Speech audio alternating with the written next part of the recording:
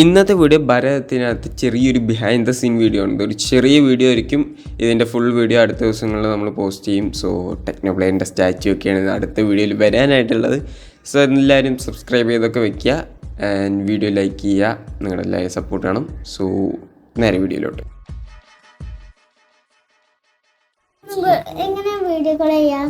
Video call അല്ല, അത് mic on ആക്കിയതാ. ഗെയിമില് ഓരോരുത്തർക്ക് സംസാരിക്കാനായിട്ടുള്ളൊരു ഇതാണ്. സ്റ്റോറേജ് വേണം. ഇത്രയും തോന്നെ ഗെയിമുണ്ട്. ഇതിൽ ആവശ്യമില്ലാത്ത ഗെയിമൊക്കെ കളയണം. ഏതൊക്കെ ഉണ്ട്? ഇതൊക്കെ കളയാ ഉറപ്പല്ലേ? വേണ്ടല്ലോ. ഇനി അതവിടെ വെക്കി. ഇതിൽ കുറച്ചേരം ക്ഷമ കാണിക്കി. 5 hours later. അത് കൊള്ളാം.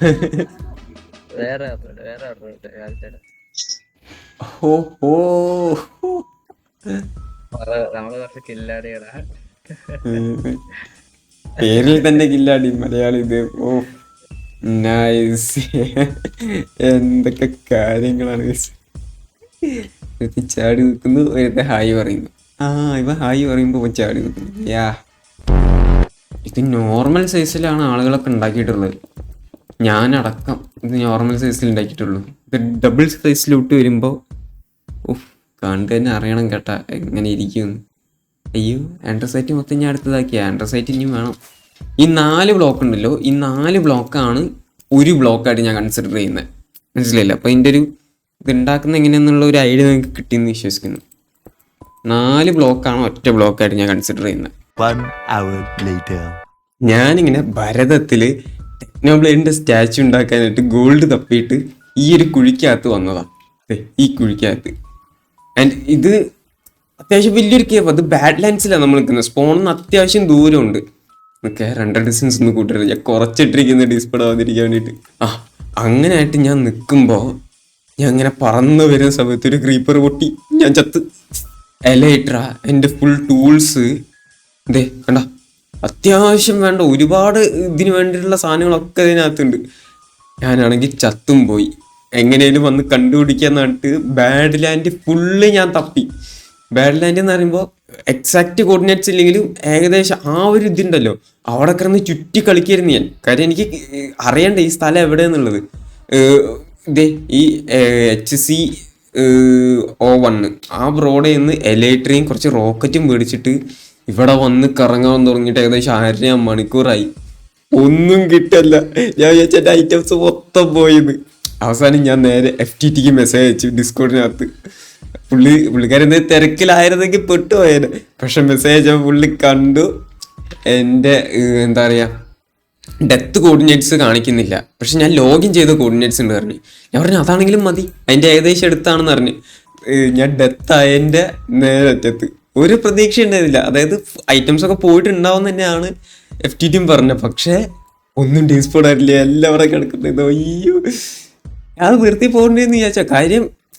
ഇത് മൊത്തം ഈ എലേറ്റർ ഉണ്ടല്ലോ, ഇത് സനിൽജിത്ത് എന്ന് പറഞ്ഞ പ്ലെയർ തന്നതാ.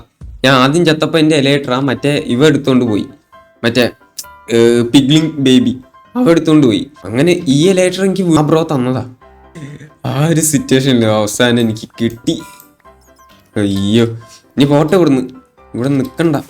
നേരെ ഇനി എലേറ്റർ കൊണ്ടുപോയി കൊടുക്കട്ടെ. അവന് ഗിഫ്റ്റായിട്ട് കുറച്ച് എന്തെങ്കിലും കൊടുക്കാം നമുക്ക്.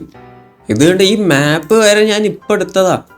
ആ ബ്രോ പറഞ്ഞു മിനി മാപ്പ് ഉണ്ടെങ്കിൽ നടക്കുന്നു. പക്ഷെ ചത്തതിന് ശേഷം മിനി മാപ്പ് എടുത്തിട്ട് കാര്യമില്ലല്ലോ. എന്നാലും ഞാൻ ചുമ്മാ ഒന്ന് എടുത്തിട്ടു. 2-3 പ്രാവശ്യം ഞാൻ ലോഗൗട്ടൊക്കെ അടിച്ച് പോയതാ.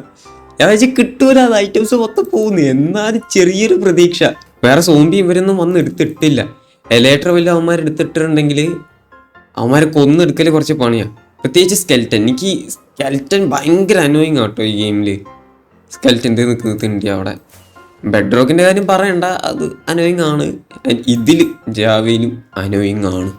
ഞാൻ വെച്ച് മൊത്തം പോയി ആ ബിൽഡ് കംപ്ലീറ്റ് ചെയ്യാൻ പറ്റൂല എന്നൊക്കെ വിചാരിച്ചിരുന്നു. പക്ഷെ നമ്മൾ രക്ഷപ്പെട്ടു.